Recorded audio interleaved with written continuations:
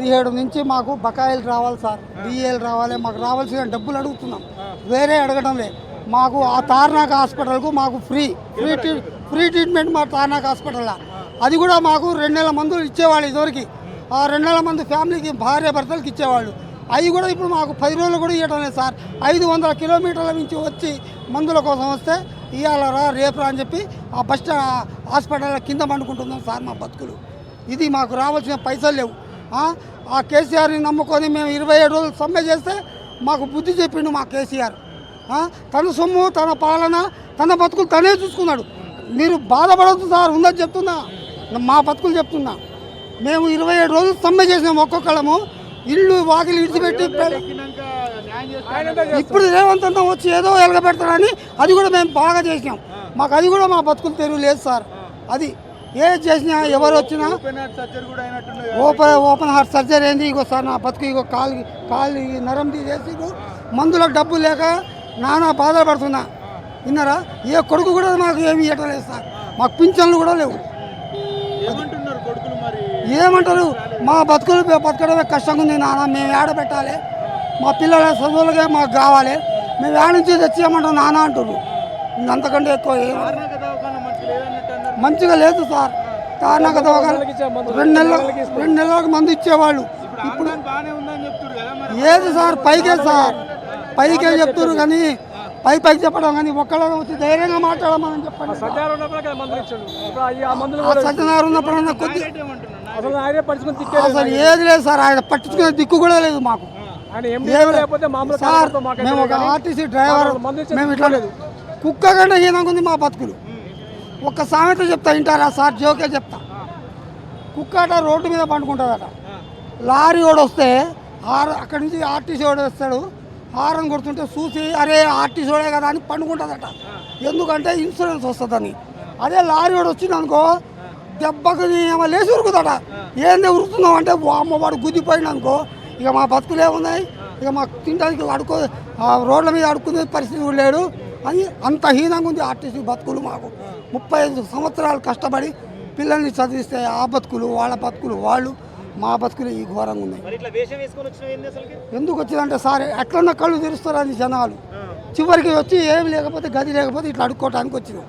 ఇప్పటికైనా మాకు 2000 రావాల్సిన మా డబ్బులు మాకు ఇవ్వండి అని ఈ గోసి గొంగలి పట్టుకొని అడుక్కుంటున్నాక వచ్చినాం. ఇది సార్ మా బతుకులు.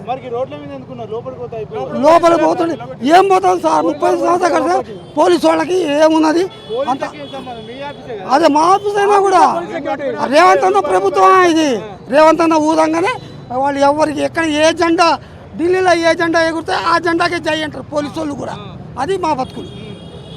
ఇది ఇక మారవన్నా మా బతుకు. మొట్టమొదటి కరోనా వచ్చినప్పుడు 700 మంది ఆర్టీసీ డ్రైవర్ కండక్టర్లు ఘోరంగా చచ్చిపోయారు సార్ కరోనాలో. ఒక్క మాకు ఏరియాలో ఒక్క పైసా ఇవ్వలేదు, సానుభూతి చూపించలేదు. ఇవాళ అదే గవర్నమెంట్ వాడే ఉన్నా. ఇక ఆయన ఏమంటాడు తెలుసా? మీ గురించి మీ తలుపులన్నీ తెరిసే ఇట్లా పెట్టిన, మీరు ఎప్పుడైనా దూరం అంటాడు కానీ బయట కుక్కలు చాలా ఉన్నాయి. ఆ కుక్కల ద్వారా మా కుక్కలు పీక్కో తెంగుతాయని మేము రావట్లే. అది అంతవే పొందాం సార్, చాలా చెప్తుండు. మీకంటే మీ శ్రమ ఎక్కడ పోదు, మీకంటే ఎక్కువ లేదు, మీ బతుకులు బాగు చేస్తా అన్నీ చేస్తా అన్నాడు. ఇంత మటుకి 2.5-3 సంవత్సరాలే. ఇక ఏముంది సార్ మా బతుకులు ఇది. ఇంకా ఎవరైనా పెడితే ఇక్కడ తిని పోతాం. అది కూడా వచ్చింది అడగడానికి, యాజమాన్యం కాడికి పోయి మాట్లాడదామంటే ఇది సార్ మా బతుకులు. ఇట్లా ఆపరేషన్లు అయ్యి, గుండె ఆపరేషన్లు అయ్యి, భార్య మా ఆడవాళ్ళకి కిడ్నీ ఆపరేషన్లు అయ్యి ఎన్ని బాధలు పడుతున్నాం అంటే మేము ఒక్కొక్కళ్ళ మళ్ళీ రిటైర్మెంట్ అయ్యి డబ్బులు కూడా కట్టినాం సార్. డబ్బులు కట్టినాం సరే, ఆమె 20,000, నా 20,000. నేను 35 సంవత్సరాలు చేసిన సార్. 35 సంవత్సరాలు చేసిన. అబ్బబ్బబ్బా, అందరి చాలా మంచి మాట చెప్పి సార్ రేవంత్ రెడ్డి అందరినీ కోటీశ్వరులు చేసిండు. మమ్మల్ని మాత్రం పకీరోళం చేసిండు. మమ్మల్ని పకీరోళం చేసిండు. అడుక తిన బిడ్డ నేను చూస్తూనే ఉన్నా అందరికీ. నేను అంత హాతిలావ్ సారీ అన్న, హాతిలావ్ అంటుండే. అంతేగాని మా బతుకులు ఏమి లేవు. మేము కోదాడ నుంచి వచ్చినాం సార్, మా బతుకులు ఏమి లేవు. మాకు ఆపరేషన్లు అయినాయి, మా పిల్లల చదువులకు చదువులు చదివించినాం కానీ వాళ్ళ బతుకులు వాళ్ళ కష్టంగా ఉంది, వాళ్ళ పిల్లలు వాళ్ళ జీవితాలే కష్టంగా ఉంది, మా బతుకులే ఘోరంగా ఉంది. ఇది సార్ మాకు రావాల్సిన డబ్బుల కోసం, మాకు రావాల్సిన బకాయిల కోసం మేము వచ్చినాం, అంతేగాని ఆయన ఎలుగబెట్టి మాకేమైనా ఇస్తాడని రాలేదు. మాకు ఏమైనా అడుగుతున్నాం ఆ పొన్నం ప్రభాకర్ గారికి, ఆ రేవంత్ అన్న గారికి. అది ఇక ఏం చేస్తాం సార్, ఇక మేము ఇట్లా సావడం ఇంకా ఏం చేయమంటారు. ఇయ్యకపోతే గుడ్లు వీకి గోళ్ళు ఆడతాం, లాగులో తొండలు ఇడుస్తాం, పేగులు నుంచి మెడలు వేసుకుంటాం. ఇయ్యడు అంటే ఎట్లా?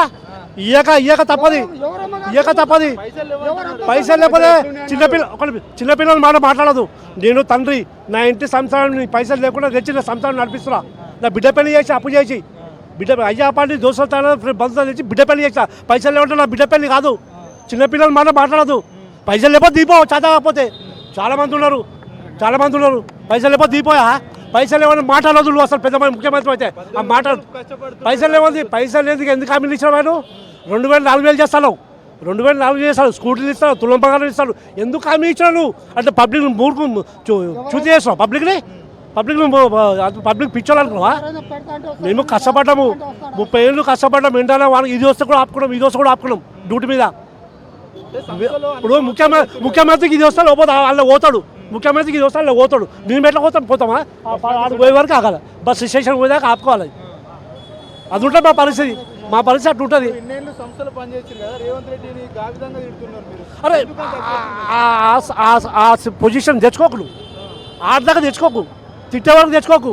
ఇంకా పెద్దగా ఉంటుంది, ఇంకా రాబోయే పెద్దగా ఉంటుంది. మరి అది చూస్తావా? మరి రాబోయే పెద్దగా ఉంటుంది.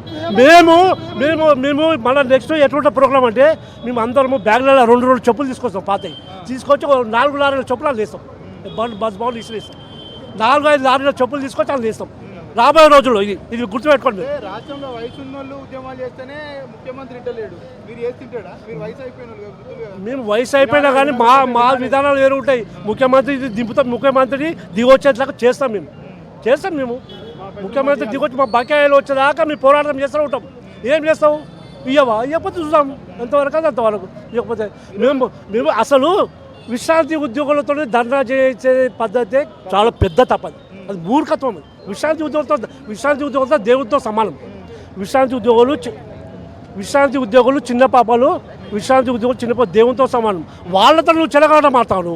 నువ్వు ఎంతటయా 2% ఓట్లతో గెలిచినాను, 2% ఓట్లతో గెలిచినాను. మేము దాచుకుంటే నువ్వు ఇంటికి పోతావు ఇంటికి పక్క రాసి పెట్టుకో. సీఎం మాటలతోటే సీఎంకు కౌంటర్ ఇస్తారు. ఆయన మాట్లాడే మాటలతో అవును మరి ఆయన గుడ్లు బిక్తాడు, గుడ్లు బిక్కి కొల్లాడతాడు, పేగులు వేసుకుంటాడు. ఆయన లాగులో తొండలు ఇచ్చాడు. మేము ఎలుకలు తెలుస్తాము, లాగులా ప్యాంట్లో ఎలుకలు వదులుతాం. ఎవరికో వదులుతాం. మేము మాది ఎన్నికలే అది చేస్తాం, పైసలు లేకపోతే అంతే చేస్తాం.